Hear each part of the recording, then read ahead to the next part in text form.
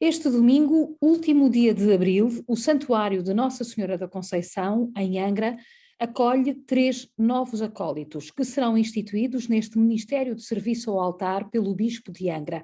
3 seminaristas do 6º ano do Seminário Episcopal de Angra, todos de São Miguel: Rui Pedro Soares e Leonel Fidalgo das Furnas e André Furtado da Lagoa. Obrigada por estarem aqui neste espaço do Sítio Igreja Açores. O dia é especial, pois assinala também o Dia da Oração pelas Vocações, e a vossa é uma vocação mais rara do que outrora, pois estão em processo de discernimento para uma vocação consagrada, uma vocação sacerdotal. Para já vão ser instituídos no Ministério de Acólito, que tem como patrono em Portugal São Francisco Marto, o primeiro santo de Fátima, juntamente com a irmã Jacinta Marto, que de imediato e de forma absolutamente radical disseram sim a Deus. De que forma é que este santo faz sentido na vossa vida a partir desta radicalidade do seu testemunho e desta entrega? Se calhar André esteve recentemente em Fátima, pedia-lhe que começássemos por si. Em primeiro lugar, agradecer o convite feito a nós para estarmos aqui presentes neste momento em que damos um pouco de testemunho também sobre a nossa vocação e falar destes santos portugueses, jovens santos portugueses, neste ano em que nós em Portugal vamos viver as Jornadas Mundiais da Juventude, é para nós vivermos esta santidade que começa já desde o berço familiar, e ter na Igreja estes jovens santos é um marco para a nossa vida, é um exemplo que nós temos que olhar e pôr em prática no nosso dia-a-dia, que este mundo tanto necessita e que tanto pede pela santidade. E por isso acho que é uma chamada de atenção, porque a santidade não é uma coisa que nós devemos meter para o passado ou para o futuro, mas sim para o presente, para o aqui e para o agora. Se calhar o Rui, que está mesmo aí ao lado, pode-nos também dar a sua visão destes factos, uma vez que São Francisco Marto é assim uma espécie, como o Papa Francisco diz, de santo de ao pé da porta. Sim, o exemplo dos pastorinhos, sobretudo no seu contexto, da sua época, da radicalidade, ou, digamos, por aquilo que aquelas crianças se notavam e se faziam ser diferentes, assim podemos chamar no bom sentido, das outras crianças, seria sobretudo o facto de elas terem uma outra relação e um sentido da presença de Deus na sua vida, nas suas vidas. E era por isso que eles primavam e pautavam a sua vida, sobretudo pela oração, por contato com Deus. São conhecidas as histórias de Francisco e de Jacinta, sobretudo de Francisco, na adoração permanente e na oração contínua na Igreja de Fátima. Eram crianças que, mesmo com a sua tenra idade, viviam cheias de Deus e faziam da sua vida um contínuo entregar-se à missão de Jesus. Uhum. Leonel, quer dar o seu contributo? É sem dúvida o que nos desafia mais na vida destes santos, é sem dúvida o seu serviço, o seu espírito de entrega e sobretudo a oração. Não deixa de ser desafiante na vida de crianças, os desafios que eles nos propõem à santidade, principalmente e sobretudo no serviço aos outros e numa vida de oração, uma vida cheia de Deus, e também a confiança em Deus, que também não deixa de ser uma realidade que é muito necessária nos dias de hoje. Uhum. Vocês vão ser instituídos este domingo no Ministério de Acólito. O que é ser acólito? Ser acólito, eu acho que a maior ligação é à Eucaristia, sem dúvida, mas como refletíamos ainda ontem, que tivemos assim um dia de reflexão, a Eucaristia não se fica só pelo simples ritual, pela celebração dentro de paredes. A Eucaristia é muito mais do que isso, joga com a nossa própria vida. Então o desafio do ser acólito não pode ser o serviço apenas ao altar, mas à mesa, ao altar da vida. O serviço, a entrega à proximidade, à comunidade, a disponibilidade a 100% para servir os outros. Não se trata só de uma relação entre paredes, mas uma relação que passa para fora das barreiras exteriores dos templos. Uhum. Esta vocação eucarística faz muito sentido, não é, Rui? Sim, evidentemente que não seja não só a vocação ao sacerdócio, mas sobretudo para jovens e homens que querem seguir de forma mais radical e mais profunda o exemplo e a vida de Jesus na entrega às comunidades. Evidentemente que uma profunda, podemos chamar, espiritualidade eucarística que brota deste grande sacramento que Jesus nos deixou, da sua presença real também no sacrário, constantemente diante de nós, como um lugar onde nos encontramos com Ele e que podemos com Ele também pôr as nossas preocupações, as nossas dúvidas e também juntamente dele agradecer tudo o que nós fazemos de bom neste projeto, nesta vida, que seja encaminhar os outros para Ele, que é o centro. Uhum. André, São Francisco Marto, só retendo esta última ideia, São Francisco Marto gostava particularmente de fazer companhia ao Jesus escondido. É verdade. Este santo era muito amigo deste grande amigo que é Jesus Cristo. E mais ainda, nós acho que hoje em dia devemos ser amigos dos Cristos que encontramos na sociedade, porque às vezes nós concentramos muito que Cristo está somente na Eucaristia, que está somente no sacrário, mas Cristo também está na pessoa que sofre, na pessoa que está só na sua casa, que não tem um conforto de ninguém. Por isso, acho que hoje em dia nós também devemos ir a este encontro destes outros Cristos que estão na nossa sociedade e deste encontro, e acho que esta é a nossa missão. Estarmos unidos a este Cristo que vive, que está presente tão real no sacrário, mas também estarmos unidos e ir ao encontro destes, podemos dizer, dos outros Cristos que estão neste mundo que nós vivemos. Uhum. A questão vocacional que nós vivemos durante esta semana e que hoje temos o grande dia neste domingo, a questão vocacional, dizia eu, não se prende só com as vocações para a vida consagrada, para a vida religiosa, há um discernimento à luz do Evangelho que nos convoca a todos a um certo compromisso, independentemente da nossa vocação. É desta palavra que tantos jovens fogem hoje e é desta palavra que tantos têm medo para fazer um discernimento pleno daquilo que é a sua vocação. Na minha visão, penso que é um medo. É medo de ter um compromisso, medo de ter um objetivo, porque poderá não dar certo. E muitas vezes nós sentimos assim a pressão social, ou se o nosso objetivo de vida que é conhecido, se não se concretiza, há uma certa pressão que nós sentimos isso. E medo do compromisso. Hoje nós só queremos viver o presente, mas não temos olhos para o futuro, para uma caminhada que faz-nos crescer, né?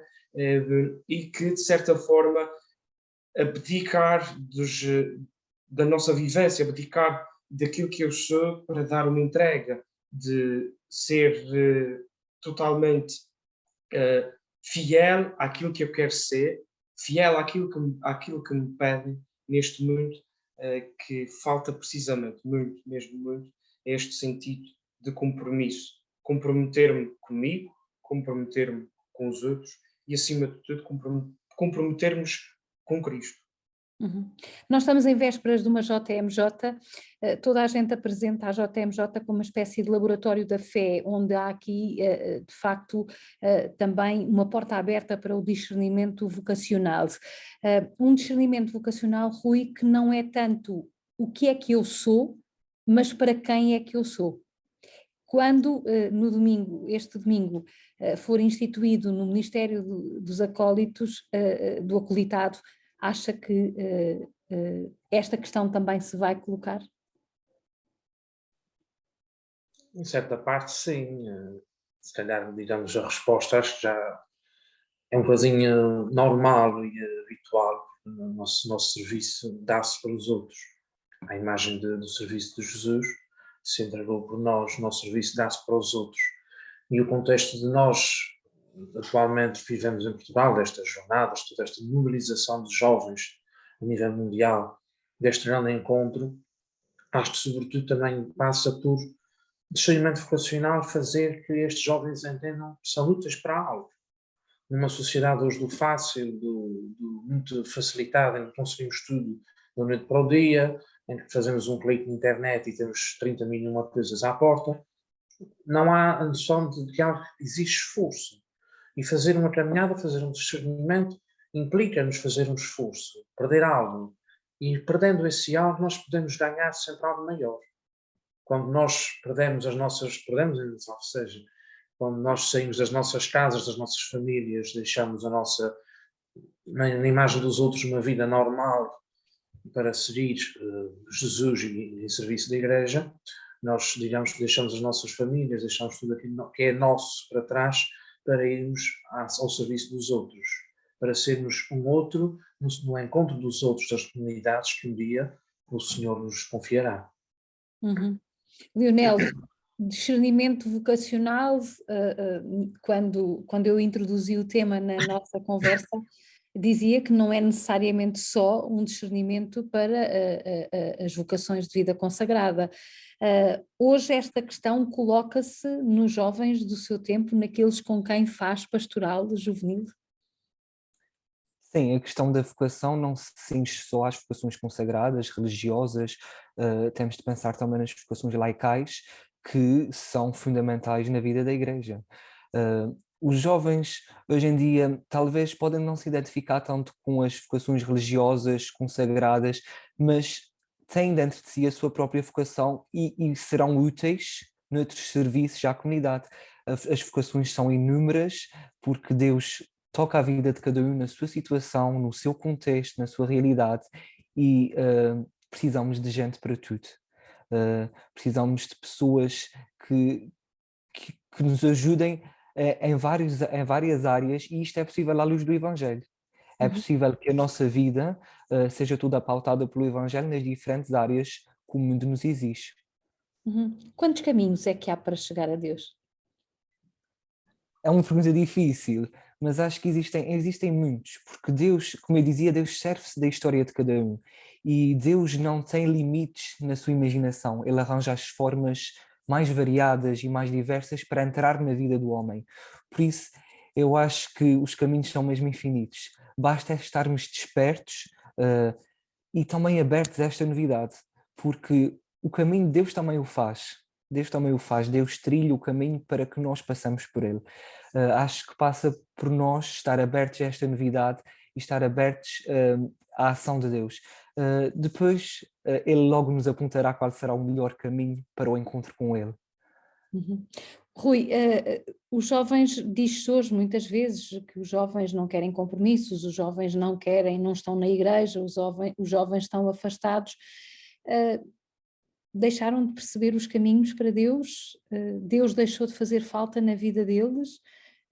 Ou efetivamente há uma relação quase unipessoal entre cada jovem e Deus, que continua a dizer-se que é crente, que acredita em Deus, que acredita no transcendente, mas depois não consegue passar desta relação a 2 para uma relação a 3, a 4, a 5, uma relação comunitária. É isto que está a faltar ou de facto há um desinteresse de jovens por Deus? Desinteresse, numa opinião pessoal, acho que talvez haja uma possibilidade da juventude que sim, mas também o desinteresse não será só por Deus, mas será uma boa parte por tudo. Hoje vemos um bocadinho certos jovens que não têm um objetivo de vida, logo por aí prima-se o sentido de que não há algo que os faça crescer e criar, trilhar um caminho de primeiro desenvolvimento pessoal e depois de alcance deste objetivo, de chegar a esta meta, a esta realização pessoal.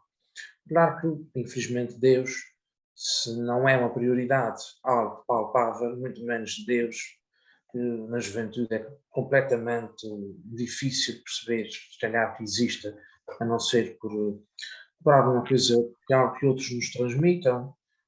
Também temos de ter atenção que a Igreja se atravessa hoje um período um bocadinho de maior descredibilidade, não só a Igreja instituição, mas também a Igreja como movimentos e nossas igrejas locais, as nossas paróquias, todos nos gerais, para ser igual aos outros, para isso fica em casa. Sei de alguns comentários de alguns jovens que conheço que me partilham isto comigo. nesse sentido de que a Igreja, não a Igreja como mensagem de Jesus, mas a Igreja enquanto comunidades ou enquanto as pessoas que fazem parte de certas comunidades, não nos transmitirem nada de novo.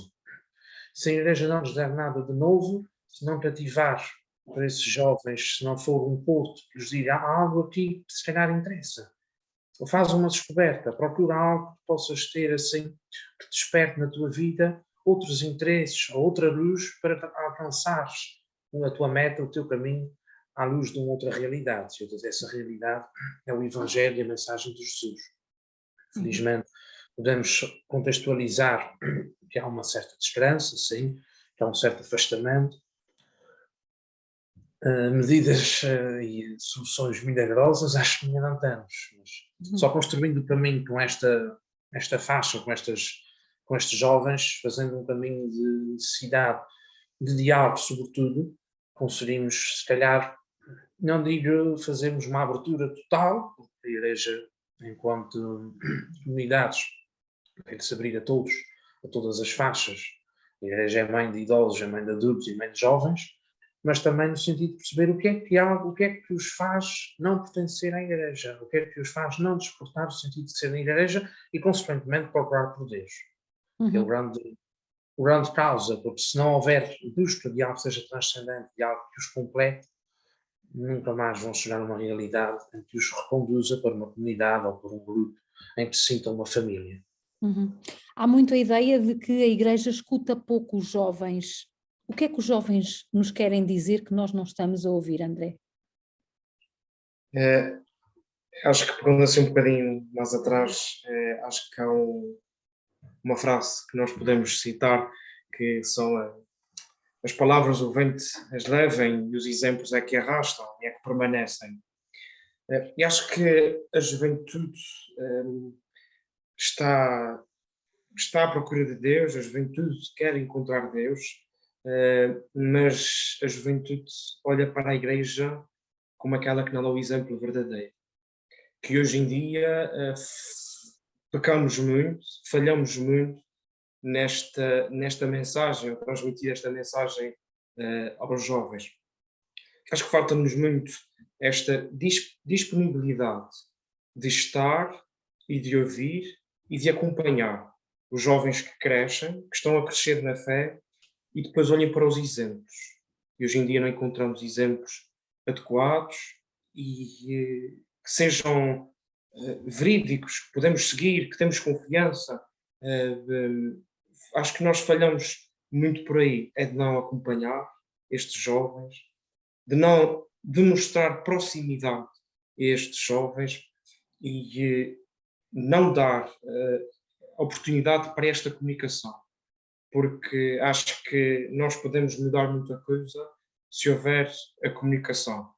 E hoje em dia a gente fala muito nestas mudanças, queremos mudar tudo e mais alguma coisa, e acho que esta mudança só vai começar a partir do meu coração. E depois de ter convertido o meu coração, vou mudar os outros corações e vamos mudar o mundo.